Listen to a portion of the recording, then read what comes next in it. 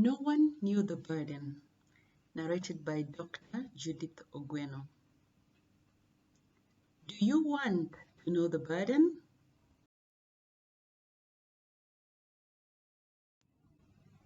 One day, Richard came home and found three children in the house. He settled on his favorite seat in front of the television set and asked Lois, "My dear, who are these?" "These are my children," she replied and kept quiet. "Your children? You never told me you had any." "Richard, come on. When did we ever discuss our past in this house?" she responded defiantly. "Lois, you can't do this to us." "Surely, Richard, these are my children. I kept them a secret because I knew you would never accept them. Now my mother is sick and there is no one to look after them at home." Richard swallowed the shock, stood up and went to bed. For the next few days, he left the house very early before the children woke up. He was tempted to go back into drinking, but when he remembered the price he had paid for the habit, he restrained himself. One evening, he called everyone and told them to have a seat. He said politely, "Well, you're welcome to stay in my house. I hope we shall cope well." With that, he left for bed. Soon he got used to their presence and life progressed well. Apart from lecturing at universities, Richard and Lois soon owned a big carpet business in Kisumu town. Meanwhile, Lois decided to further her studies and acquire a doctorate degree in pharmacy, which was her favorite area of study. Soon her schedule was so tight, leaving little time for the family. Feeling disconcerted with her. On the other hand, she kept wondering why Richard never talked about his past at all. Tension was rising in the house. Richard took to drinking like fish in water again.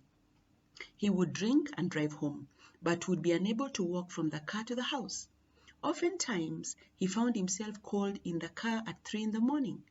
One day, a friend found him in a pub at 11 so drunk. He led him to the car, drove him home. He knocked the door, and when Lois came to open the door, she was visibly disgusted. She left them at the door. The friends struggled to get Richard on a sofa set, but Richard was too heavy and fell near the doorstep.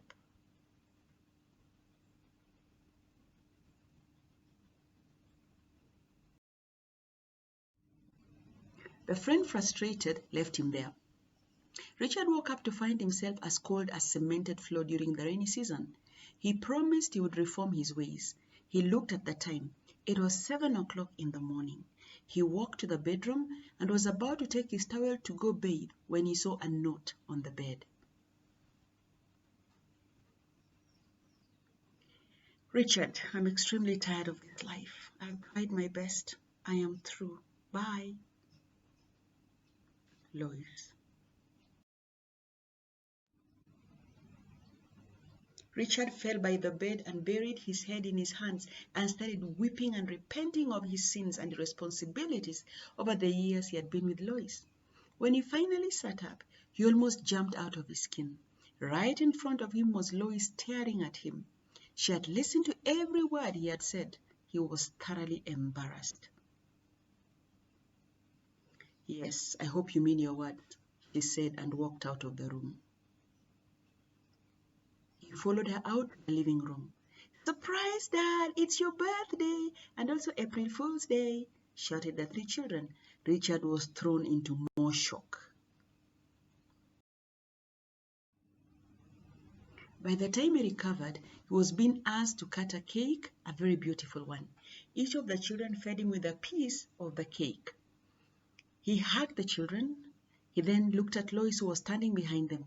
She came and gave him a big hug too and hurriedly left for the veranda. He followed her there too, and they had a long talk till 11:30 in the morning. They decided it was high time they formalized their relationship. He needed to meet her people and negotiate on dowry, and then they would hold their wedding ceremony. The life in Richard's home went on smoothly. 2 weeks later, after Lois had done thorough cleaning of the house, feeling exhausted, she sat beside her son to enjoy a certain program he was watching on the tablet she had bought him. Two tall dark men decked in dark eyeglasses walked into their home. "Where is your husband?" The shorter one demanded an answer from Lois. He's still asleep, she replied, visibly trembling. Wake him up now, or we go to the bedroom, the huge man demanded. Yes, I will, right away, she said as she left for the bedroom.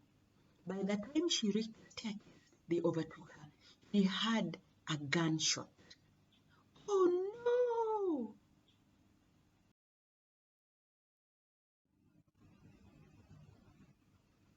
Mom, wake up! You're having a nightmare, said her firstborn son. She woke up with a start and started. What time is it?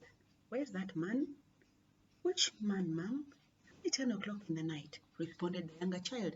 Apparently, Lois had fallen asleep in the sitting room couch as the family was watching the television. When she was completely awake, she explained to them her dream. They all tried to comfort her that it was only a dream. However, she could not rest until Richard walked in 30 minutes later and explained that he had been held up in a meeting, but he was all right. The whole week, she kept thinking about the horrible nightmare.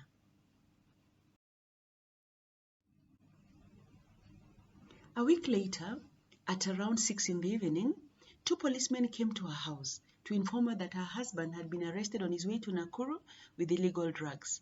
She asked for proof of identity that they were indeed policemen. After confirming, she responded, Nakuru? He didn't tell me he was traveling. It must be a case of mistaken identity, she said as she ran for her purse and coat. She was going to accompany them to the police station. Richard, what's going on? She cried out as soon as she saw him. My dear, I've been trying to call you the whole afternoon, but you're not picking. The university has given me an urgent assignment to attend a meeting in Nairobi tomorrow morning. I even came to the house and took a few clothes.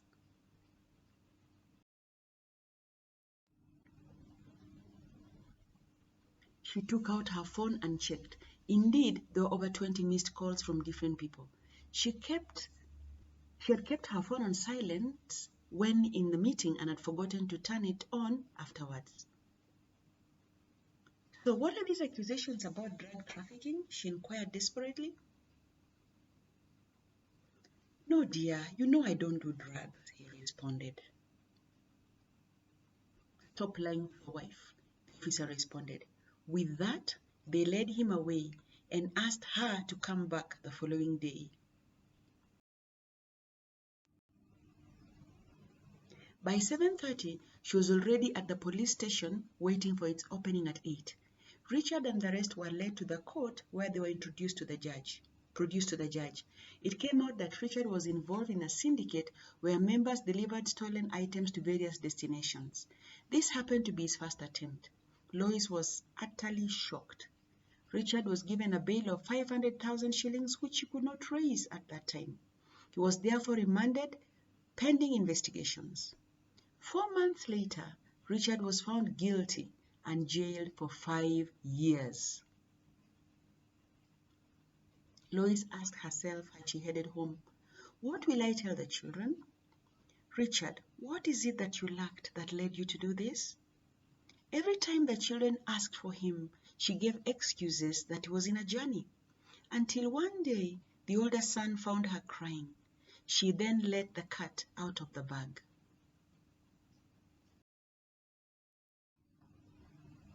From then on, life started retrogressing. Her studies stopped. She was too depressed to concentrate on them. The businesses started going down due to the poor management. Her colleagues at work started gossiping about her. She could not face her students anymore. Her children were devastated as they had to move to low-cost schools. They had to move to low-cost schools. Life changed completely for Lois's family. One Wednesday, she was walking down the street when a certain young girl gave her a piece of paper. She threw it into her bag and forgot about it. A week later, she was scavenging for a 20-shilling coin in her bag to buy some vegetable. The piece of paper fell out. She took it to read. A conference to be held in town hall. Do you need peace of mind? Come one, come all. She put it back in her bag, but the information kept ringing in her mind. Next day, she decided to give the meeting a try. She was among the first to arrive at the meeting. The hall was packed to capacity. However, one usher noticed her and led her to the front seat where there was one vacant seat remaining. She thanked the usher and decided to concentrate on what the speaker was saying. That evening, the meeting ended with an invitation for those who needed God to change their lives to go to the altar. Fear overcame her, and she remained glued to her chair. As she made her way home from the meeting, she felt she was the worst person who ever lived. She decided that even God would not want her.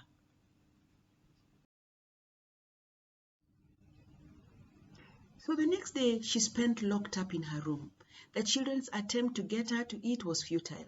So her firstborn child decided to call their neighbor, who insisted on taking her to hospital. It was about 5 in the evening. She declined but requested to be taken somewhere else. The neighbor obliged. She entered the car and gave directions. In 10 minutes, Lois was seated in the conference hall beside her other neighbor within the residence, who made no attempt to hide her shock. She had never known Lois to be a religious person. However, she decided to wait and see.